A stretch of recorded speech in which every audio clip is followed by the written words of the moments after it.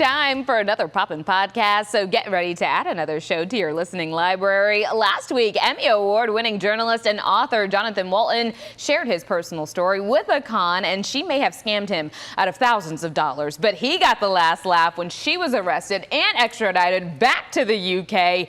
Let's just say you guys don't mess with Johnathan, okay? He is not playing with y'all no more. And out of that experience birthed two things, a book, which we talked about, but this time we're talking about the hit podcast, The Queen of the Con. It's now in its 6th season, and Jonathan's back to share more about what you can expect when you listen. Good morning to you. Welcome back. Thanks so much for having me back. Yes, I'm honored to be here. Yes, indeed. Okay, so let's get into it. Why did you decide I'm going to start a podcast? Because the podcast actually came before the book. Is that right? It did. It was 2020. I'd gotten con 3 years prior and gained some notoriety, and I got a call from a producing friend of mine, Elisa Rosa. She's like, hey, you want to do a podcast for iHeart? And I'm like, is there money in it? And she's like, yeah. And I'm like, I'm there. Yeah. So that gave birth to Queen of the Con, and it's been a crazy, crazy ride investigating all these con artists. My goodness. You know, I have to say, I'm so glad that your situation and your story had a positive ending to it. You guys, he lost $100,000 to someone, so I'm so glad that you were able to put a rainbow on the end of that story. What do you hope listeners take away from Queen of the Con beyond the thrill of the story? Because the stories are quite crazy. They are crazy, but what I love about doing this work is they're crazy, they're entertaining, they're fun, but they're so educational. Each season we dive into each con, we expose exactly how they did it, the tricks they used, we talk to victims, they explain how they fell for it, why they fell for it, and how we're all better knowing this is going on than not knowing. Yes, indeed. The last time we talked, you were talking about how con artists, when we typically think of them, right, we think of somebody over the phone or online trying to get you, but you were saying it is people that we interact with every single day. It could be your new boyfriend. Yeah, yeah, you have a con artist, chances are you have a con artist in your life right now. You just don't know yet because they haven't gotten any money. And meanwhile, they're scamming your friends, but your friends aren't talking. Exactly, no one's talking. So you have no idea what's going on. It's just happening in your circle. Interesting. Okay, I want to dive into a few of these stories. So the first season actually focuses on your con, is that right? Yes, my con, the Irish heiress, Mare Smith, she had 23 different aliases. She had a bunch of different looks. She was a professional con artist. She came into my life as my best friend. She scammed other people as a girlfriend. She pretended to be a psychologist. She was a psychic.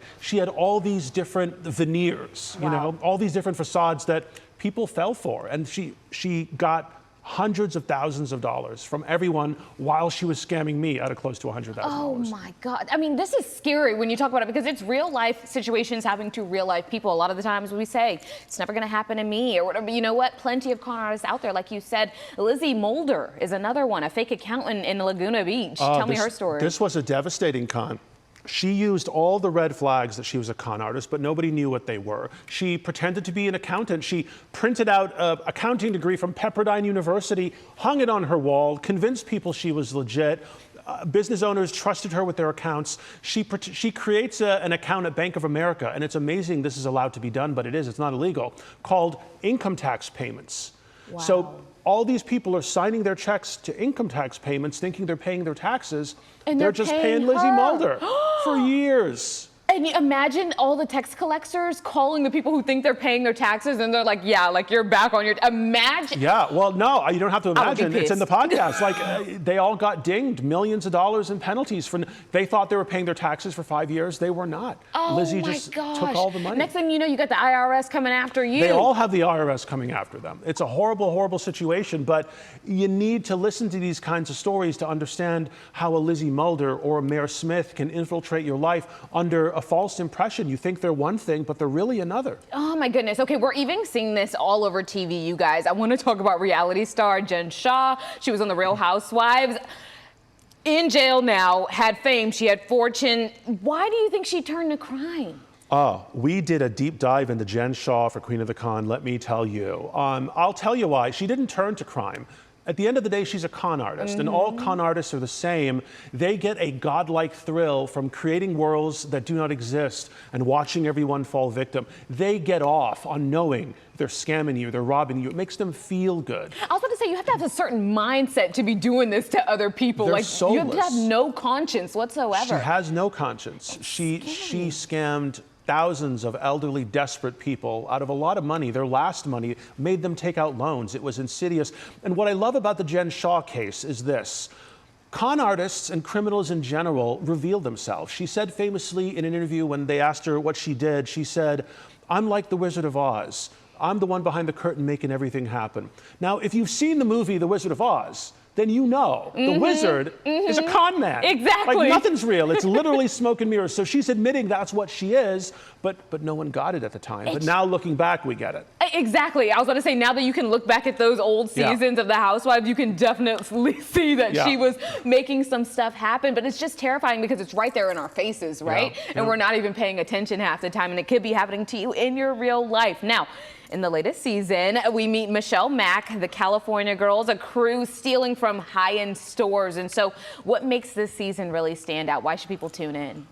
Boy, it changed my life doing the season of California Girls season 6 because it's about shoplifting, right? Michelle Mack, she's this stay-at-home wife running a shoplifting empire, millions and millions of dollars. She's got teams of young girls all over the country, different cities. She's flying them here and there to rob stores. Wow. Ulta Beauty, a lot of the time, expensive cosmetics that she's selling on her Amazon store. And I found one of these shoplifters, professional shoplifters, and I got a glimpse into that world. This is a girl who was kicked out of her house. She was homeless as a teenager. She got into shoplifting kind of accidentally because she had nothing else to do, and another homeless person showed her the ropes and showed her how to steal and go sell it to these fences. That's what Michelle Mack was. She was a fence. She was buying stolen property, and she got away with it for more than 10 years. She had a huge mansion on a hill in San Diego that me and my counterpart, Evan Goldstein, we infiltrate. We trespassed, and the cops showed up. We had to run. It was a crazy, crazy adventure, but man, I didn't know shoplifting, it's happening everywhere. And the people doing it, it's a whole other industry, a whole other system happening before our eyes. I was about to say, this is just an intricate business model. I mean, this is not small market business. I mean, I don't know how else to put it in the fact that I'm listening to you talk about these California girls. It legit sounds like she's almost pimping these girls out in a way. You go here, and get what I need and bring it back here so I can sell it. That is exactly what she's doing. It's very organized. It's a business, and it's called the California Girls because that was the code name that authorities used for the case, the California Girls. Wow. But then they busted her. I confronted her in court and I recorded it. It's on the podcast. Oh my goodness. She was outside the courthouse and I'm like, Michelle Mack? She's like, yes. I'm like, hi, I'm Johnathan with Queen of the Con. Can I talk to you about what you do here today? Oh my gosh. Okay, so tell me quickly because we're losing time and you have so many good stories. I can't help but keep asking. Tell me because this season is now out, so tell us where we can find that. But you also have some big things coming up after that as well. Yeah, I just released a brand new podcast. It's called Cocaine Air. Cocaine Air. By day, TJ Dominguez owns the largest Lamborghini dealership in the world, but by night, he's flying tons of cocaine for Pablo Escobar, and his family has no idea.